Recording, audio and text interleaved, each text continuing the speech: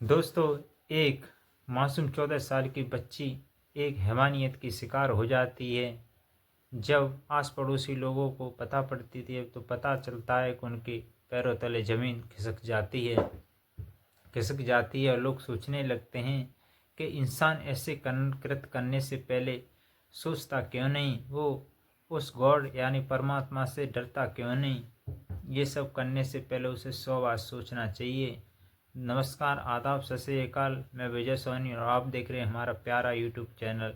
अभी तक आपने इस वीडियो को लाइक नहीं किया है तो लाइक कर दीजिए और चैनल को सब्सक्राइब कीजिए, जिससे आने वाला वीडियो का नोटिफिकेशन सबसे पहले आपके पास पहुंचे। दोस्तों, ये जो सच्ची घटना आपको मैं बताने जा रहा हूँ ये दिल्ली एनसीआर की है, जहाँ के ही मुकेश नाम के एक जो सरपंच यानी उन्हें पार्षद भी कह सकते हैं, कुछ समय की बात है। भूरा और रेहान नाम के दो बहन भाई रहते थे और उनकी माँ सुशीला देवी रहती थी। तो उन दोनों का देहांत होने के बाद जो पारिवारिक जिम्मेदारी एक सरपंच लेता है, जो सरपंच मुकेश होता है, उसकी मानसिक स्थिति कुछ और थी, मंशा कुछ और थी।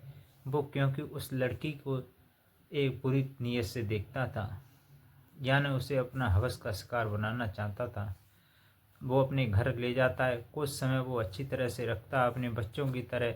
इधर लड़के का एडमिशन करा देता है और लड़की का भी।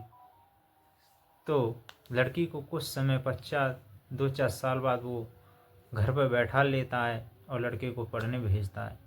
तो एक दिन की बात है, लड़का अपने दोस्तों के साथ टूर पे भ्रमण के लिए गया हुआ था। लड़की इधर अकेली रह जाती है और जो मुकेश पार्षद था वो उस अपने दोस्तों के साथ उसके साथ बुरी नीयत से उसके साथ बलात्कार करता है, यानी वो गलत कृत्य करता है।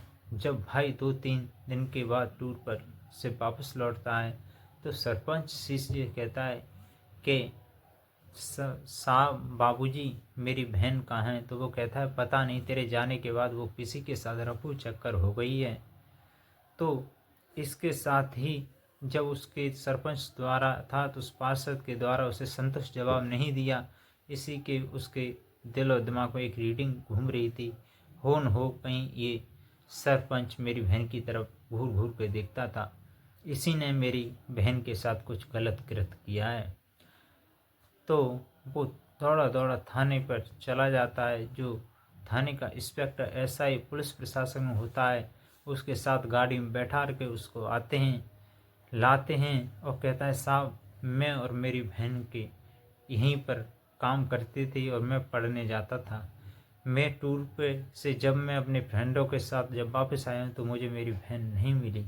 तो दोस्तों, पुलिस जब उन्हें सख्ती से पूछती हैं तो मुकेश बात घुमाता है और इधर उधर की बात बताता है और कहता है मैंने तो एक तो इन्हें पनाह दी अपने बच्चों की तरह, और ये कमबख्त मेरे ऊपर उल्टा सीधा जवाब यानी इल्ज़ाम लगा रहा है।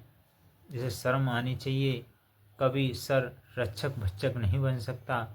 मुझे तो कहीं ऐसा लगता है ये इसकी बहन किसी लड़के के साथ भाग गई है।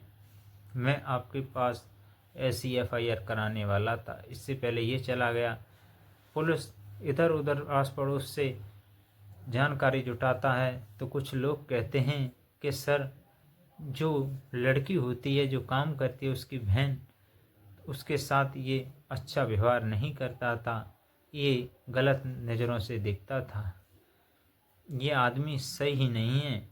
तो पुलिस उसे हिरासत में ले लेती है और उससे सख्ती से पूछताछ करती है। तो और फॉरेंसिक टीम लगा देती है। तो वहाँ पर देखते हैं तो कुछ शक्तिवर्धक गोली अर्थात सेक्स पावर बढ़ाने वाली टैबलेट का रेफर मिलता है। तो उन्हें देखकर पुलिस ये भांप जाती है हो न हो उस लड़की के साथ कुछ बहुत ही बुरा और भयानक हुआ है जो वही जानती होगी। उसी के जब उधर तो अपने 3 दोस्तों का नाम बोलता है, राजू, रेहान और मुकेश, हम 3 ही थे। तब इन तीनों को बताते हैं तो राजू कहता है कि सर, इसने मुझसे 20-20 हज़ार रुपये लिए थे सेक्स असल्ट के लिए कि आपको ऐसी लड़की नहीं मिलेगी। हम लालच में आ गए थे, हम बेबस हो गए थे, हम भटक गए थे। दोस्तों, इधर जब जब 6 महीने बाद ये सब गिरफ्त अलग अलग जब उस लड़की को बताया जाता है तो उसी जगह खुदवाया जाता है, तो लड़की बरामद हो जाती है और पीएम के लिए भेज दिया है, पोस्टमार्टम के लिए।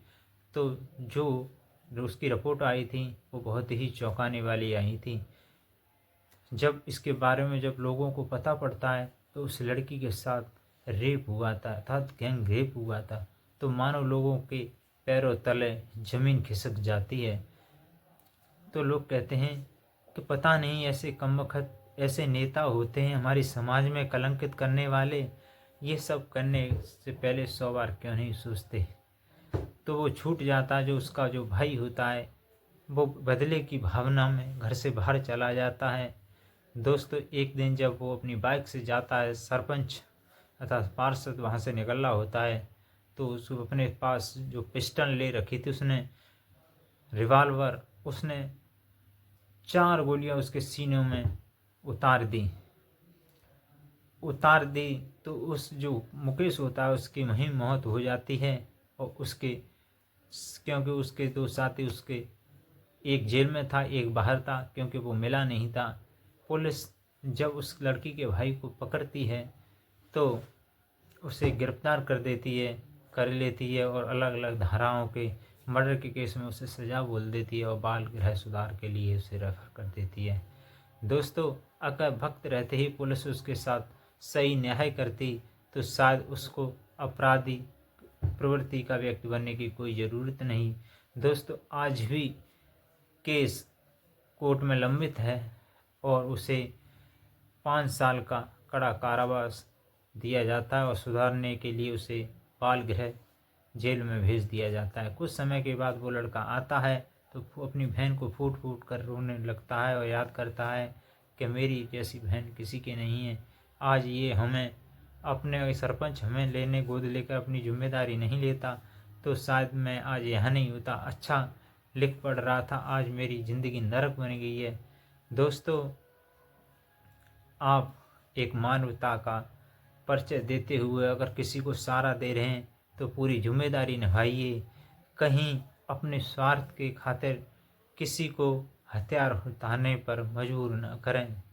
जैसे कि उसके भाई ने पार्षद के सीने में 6 गोलियां उतार दी, उसकी जीवन लीला ख़त्म करने के बाद खुद सलाखों के पीछे चला जाता है। अब भी वो अपनी बहन के न्याय के चक्कर में दर बदर की ठोकर खा रहा है क्योंकि मेरे बहन के जो कातिल हैं आज भी ये खुलेआम घूम रहे हैं। मेरे ये जीने का क्या उद्देश्य है पता नहीं, उसके साथ आगे क्या होगा। और कानूनी रूपी गर्भ में न्याय ठहरा हुआ है, उसका पता नहीं क्या उस लड़के को न्याय सही मिल पाएगा या नहीं, ये आने वाला वक्त ही बताएगा।